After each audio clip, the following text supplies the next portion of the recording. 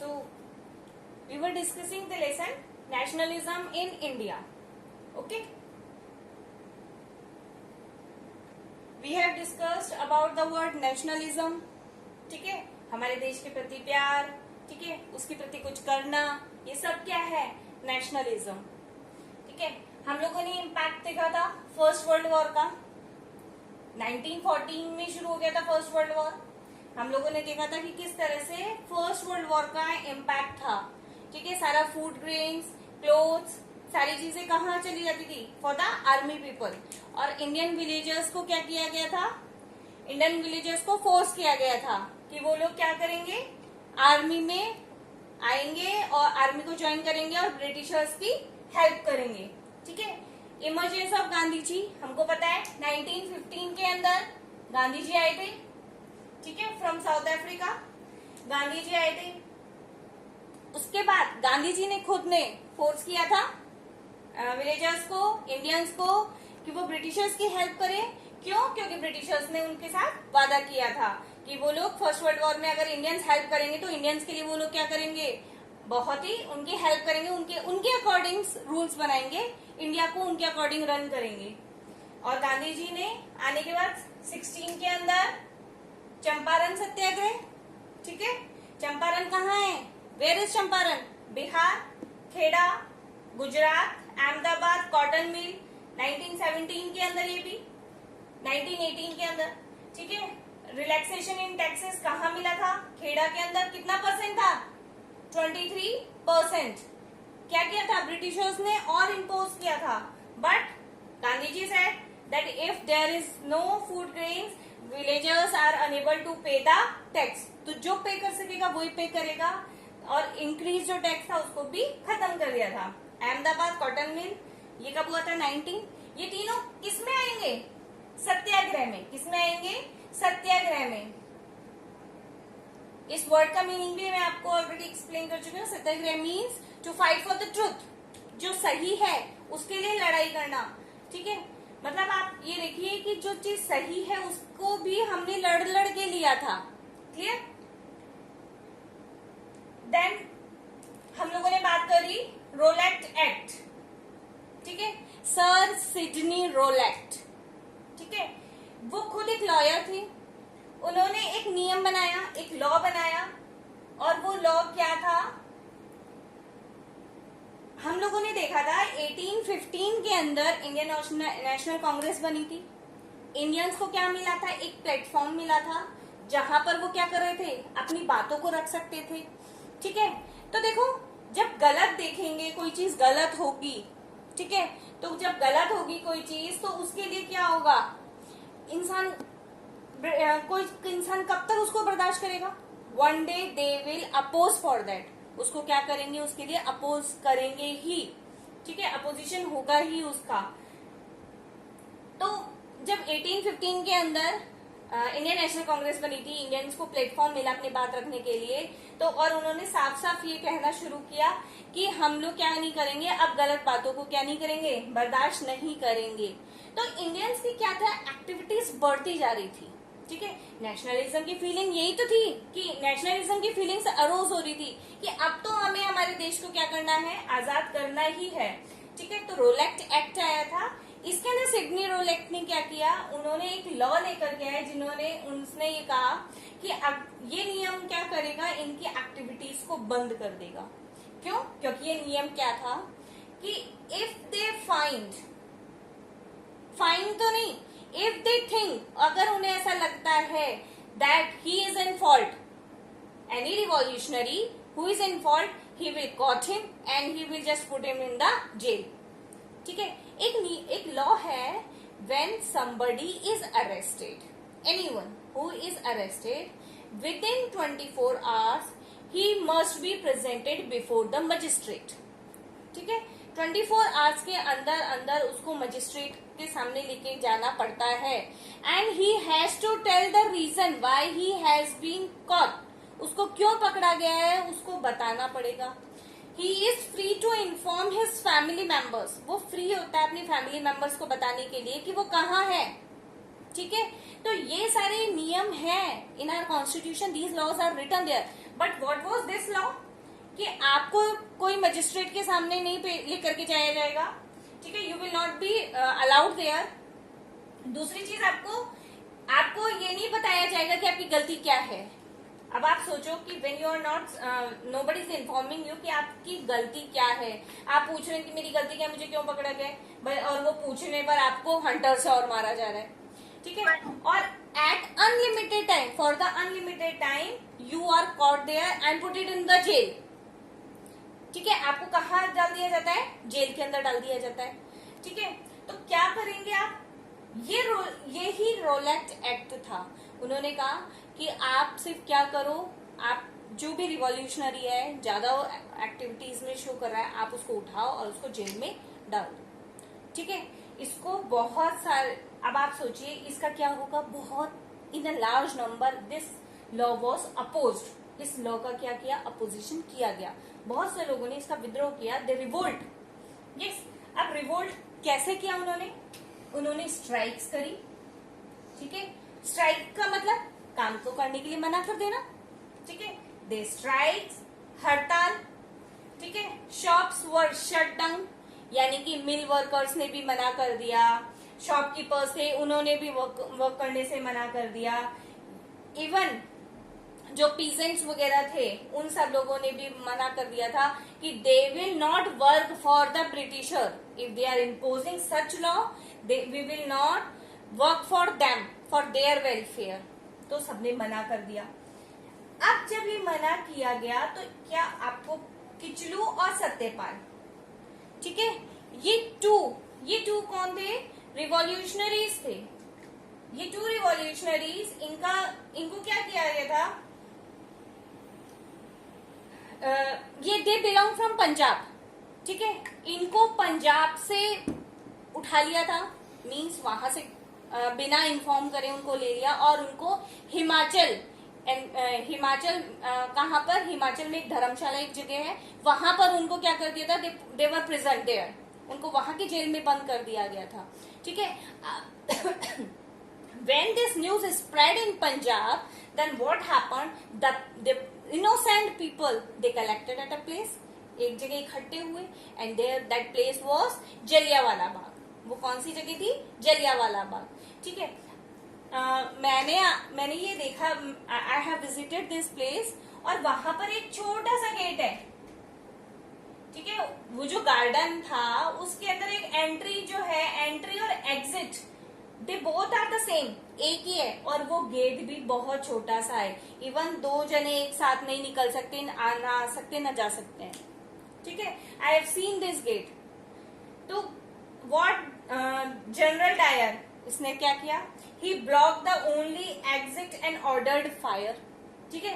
ये एग्जिट को ब्लॉक कर दिया, और आपको पता है इसने ब्लॉक भी कैसे किया, व्हाट हैपन, वो जो आपने वर्ड सुना ना, तो उसको लेकर के गया, और ये इसने तो सोचा था कि मैं अंदर ही ले जाऊंगा, लेकिन एंट्री इतनी छोटी थी कि वो वहीं फंस गई, ठीक है। तो वो जो एक सिंगल एंट्री और एग्जिट पॉइंट था उसको उसने ब्लॉक कर दिया, और उसने क्या किया, फायर करवा दी। Thousands of people died. Though a commission was there to see what happened, and the report came in that only 379 members were killed. Yes, but that was Hunter's commission. Okay, that was Hunter's commission. What we noticed there, that Hunter's commission,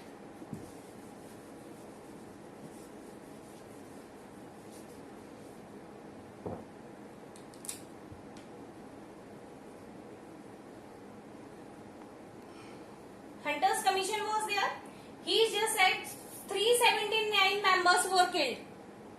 Okay, this commission was from the Britisher side. ये किसकी side से था, Britishers की side से था, clear. Then what happened, from our side Indian also set a commission, and that was known as तहकीकात।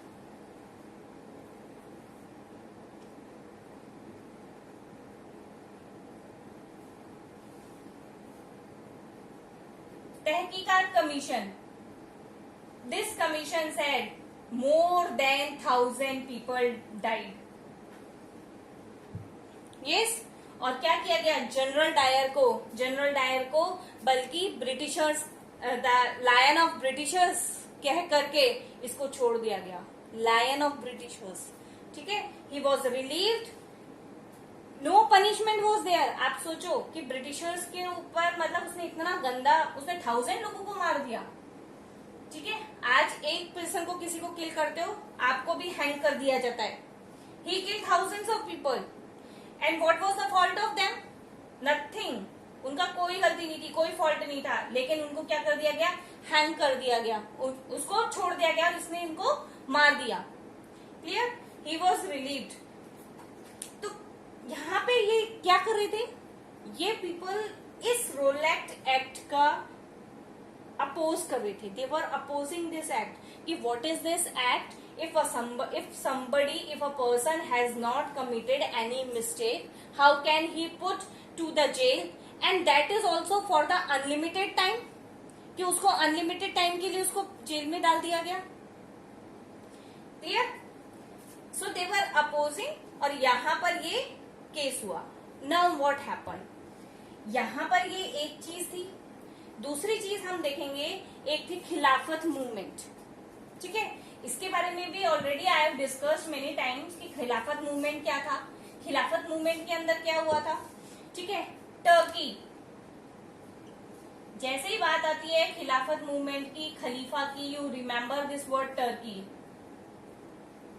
खलीफा, this is a post, this was not now, अब ये इसका this post is not there earlier.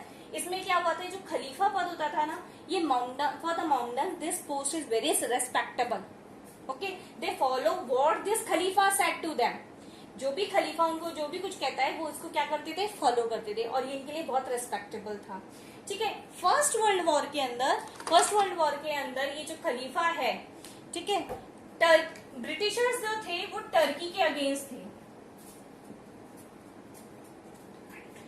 Britishers against इसमें लड़ रहे थे। तो India में जो मॉमडन्स थे, इन्होंने क्या बोला, इन्होंने बोला why we should help Britishers when they are against Turkey, when they are fighting against Turkey and they are asking to remove this post. तो हम क्या करेंगे, हम ब्रिटिशर्स का साथ नहीं देंगे।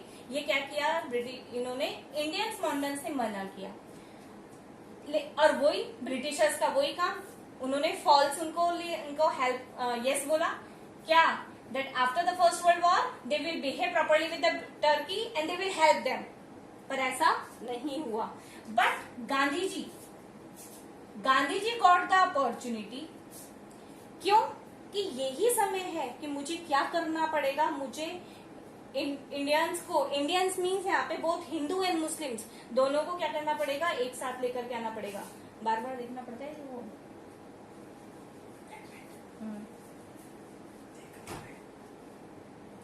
क्लियर है, यहां पर इसको ये चीज दिख रही। तो खलीफा मूवमेंट समझ में आया। इंडियंस में इसे कौन देख रहा था, इंडियंस में मोहम्मद अली एंड शौकत अली। ठीक है, कौन लीडर था, Mohammad Ali and Shaukat Ali.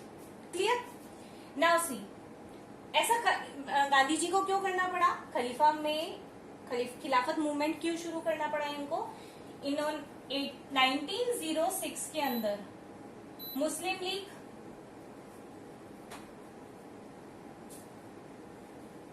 Was formed. अब बताओ आप, अगर मुस्लिम लीग बनी ही क्यों थी, it was formed because they were asking to have a separate electoral place for them. ठीक है, उनको क्या चाहिए, अपना अलग से चाहिए। अब आप देखो 1947 में पाकिस्तान बना, 1906 में मुस्लिम लीग बन गया। यहां से ही इनके दिमाग में ये बात आ गई थी कि हम लोगों को क्या करना है, एक सेपरेट प्लेस चाहिए। अगर ये सारी चीजें नहीं होती तो आज पाकिस्तान अलग नहीं होता।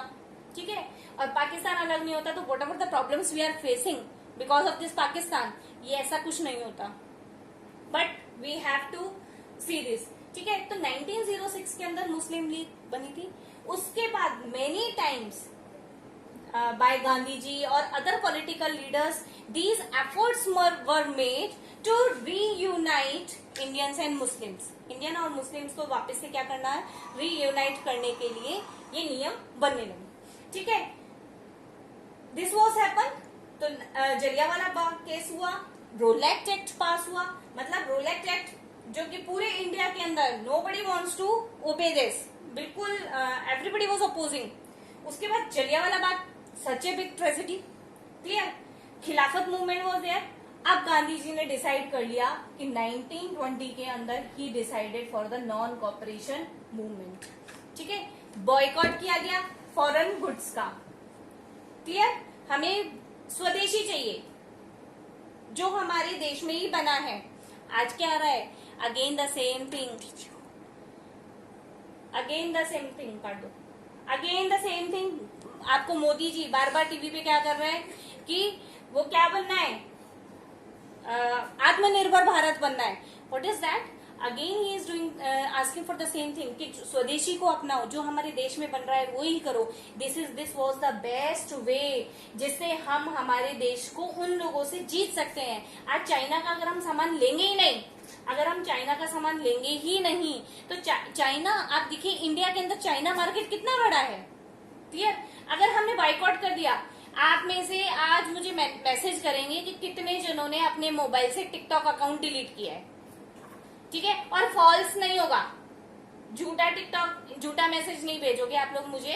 आप लोग भी मुझे, बीइंग एन इंडियन, अगर आप में भी अगर ये नेशनलिज्म की फीलिंग है तो आप आज क्या करोगे, आप बहुतों के अकाउंट में टिकटॉक अकाउंट है, आज उसको डिलीट करोगे और अपनी मैम को मैसेज करोगे. ठीक है, कम से कम अपने देश के लिए इतना तो हम कर ही सकते हैं ना. एक छोटा सा टिकटॉक अकाउंट ही तो है. क्या करना है हमें? क्यों? क्योंकि उससे वो अर्न कर रहा है, हम बल्कि उसको अर्निंग वो दे रहे हैं. हमें नहीं करना है ऐसा. ठीक है, बल्कि आप में से कोई एक ऐसा होना चाहिए जो खुद का ही, इंडिया का ही कोई क्रिएशन करे.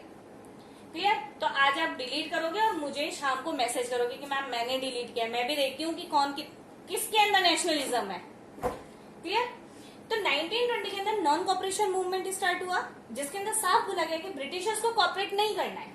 ठीक है, हमें ब्रिटिशर्स को किसी भी तरीके से कॉपरेट नहीं करना है. आप देखो इसमें स्टूडेंट्स, विमेन्स, इन सब ने पार्ट लिया था, लेकिन बिजनेसमैन क्लास, हाई क्लास और फार्मर्स ने पार्ट नहीं लिया था. बिजनेसमैन क्यों? क्योंकि उनका प्रॉफिट जाता है. हाई क्लास क्यों? Because at that time high class जो हाई क्लास था, उन ब्रिटिशर्स उनको क्या कर रहे थे, उनके साथ मिलकर के काम कर रहे थे, तो उनके लिए भी लॉस था. उनको ये पता था अगर हमने ब्रिटिशर्स के अगेंस्ट बोला तो हमारा भी क्या हो जाएगा, हम भी सरवाइव नहीं कर पाएंगे. और फार्मर्स इसलिए नहीं कर पाए थे क्योंकि जो ये मूवमेंट हुआ था ये मेनली शहर में ही हुआ था. It was taken place in the cities only. Clear.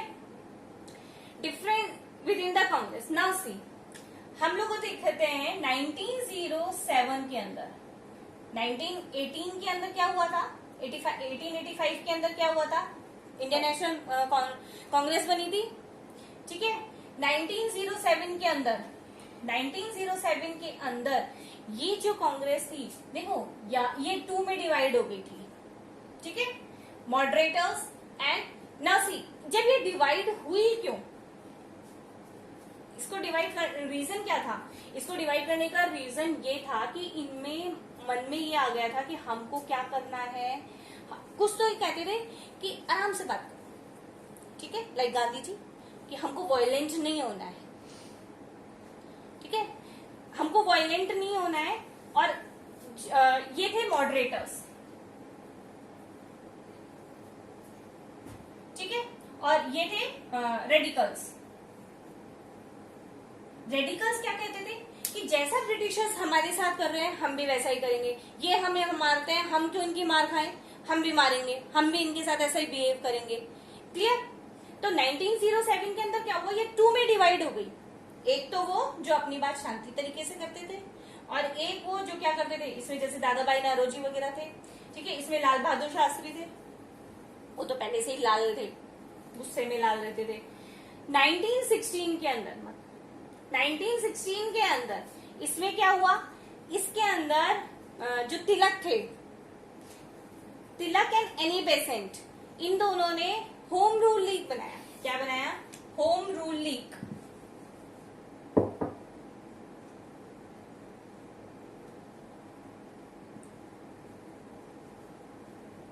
ठीक है, और इसमें दे ट्राइड बोथ, कौन कौन? Tilak, Bal Gangadhar Tilak and Annie Besant. What they tried, इन्होंने क्या डिसाइड किया कि इनको सबको एक लेके आओ। उन्होंने कहा कि हमें जब तक हम एक नहीं होंगे हम क्या नहीं कर सकते, हम आगे अपना को हम इंडिपेंडेंट नहीं हो सकते हैं, हमें एक होना पड़ेगा।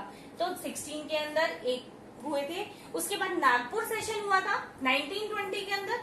ठीक है, 1 अगस्त 1920 Tilak died, Tilak is then died, he died. ठीक है, और गांधी जी ने इनकी डेथ का काफी सपोर्ट लिया था, लोगों को समझाया कि तिलक ने हमारे लिए जो किया है वो वेस्ट नहीं जाना चाहिए। तो नागपुर सेशन हुआ था, इसमें दोनों ने कॉम्प्रोमाइज भी किया था, और इसमें क्या हुआ, फिर ये सब लोग एक साथ आए थे। क्लियर? अब देखो मूवमेंट टाउन्स के अंदर हुआ। जब टाउन्स में, उसमें मिडिल क्लास, मैंने आपको बोला हाई क्लास ने नहीं लिया था पार्टिसिपेशन, मिडिल क्लास ने पार्टिसिपेशन लिया था। स्कूल्स ने, कॉलेजेस ने, कोर्ट्स, सब ने बाइकआउट किया था हर चीज का। ठीक है, कंट्री साइड के अंदर दो तरह से रिबेलियन हुआ था, एक तो पीजेंट्स और एक ट्राइबल।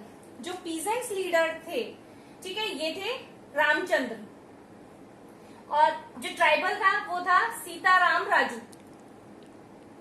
क्लियर? इसके अंदर अगेंस्ट किसके लिए था? पीजेंट्स का जो रिवॉल्यूशन था, रिबेलियन था, वो लैंडलॉर्ड्स। क्यों? क्योंकि वो लैंडलॉर्ड्स क्या कर रहे थे, इनके साथ गलत व्यवहार कर रहे थे। ठीक है, तालुकदार जो कि इनसे टैक्स कलेक्ट करते थे, हाईलैंड्स जिन्होंने अपनी लैंड, जिन्होंने दूसरे की लैंड को रेंट पे लिया हुआ था, और what they were doing, they were paying against the rent. ठीक है, बेगार, बेगार सिस्टम समझते हो, पूरा दिन काम करवाते थे बट दे वर बिल्कुल ना के बराबर का पैसा देते थे। And some people they don't give the money, they just said work for this and you take the food. ठीक है, तो बेगार, ठीक है, नाई, धोबी, ये सब इन्होंने क्या किया था, सबने अपोज किया था। इनका लीडर कौन था? रामचंद्र। ठीक है, सीताराम राजू, इन्होंने क्या किया था, फॉरेस्ट लॉ जो बना था उसके अगेंस्ट किया था। वो ट्राइबल्स के लिए था। क्यों? क्योंकि उनको अलाउ नहीं था कि वो कहाँ जाए, फॉरेस्ट में जाए। ठीक है, फॉरेस्ट, ट्राइबल पीपल किसके ऊपर डिपेंड होते हैं? फॉरेस्ट प्रोटेक्ट के ऊपर होते हैं। ये तो हमने 9th क्लास के अंदर जो इंडियन फॉरेस्ट्री पढ़ाई थी उसके अंदर भी पढ़ा था। ठीक है, तो उसके अगेंस्ट में था। उन्होंने फोर्स किया पीपल को टू वियर खादी, उनको बोला कि आप लोग खादी पहनो, ब्रिटिशर्स का कोई भी सामान नहीं लेना हमें। ठीक है, और लिक्वर, लिक्वर यानी यू ऑल नो अल्कोहल, उसको लेने से मना किया। क्लियर? तो ये आपके लास्ट में आप दिखेंगे एक चीज है, स्वराज इन प्लांटेशन। देखो 1859 के अंदर एक्ट आया था, ठीक है, जिसके अंदर ये परमिशन थी, जो फार्मर्स थे उनको क्या था, परमिशन थी, परमिशन नहीं थी कि वो कहाँ नहीं जा सकते, अपने घर नहीं जा सकते। इनको क्या करना पड़ता, ये लोग अपने जॉब के लिए अपने गांव को छोड़ करके शहर में आए थे, वहां पे वर्क करते थे, लेकिन कई कई महीनों तक, महीनों क्या, for the year also they were not allowed to leave the place and go at for their home. और अगर ये चुपचाप भागते थे, इफ दे वर कॉट, तो इनको बहुत बुरी तरह से मारा जाता था।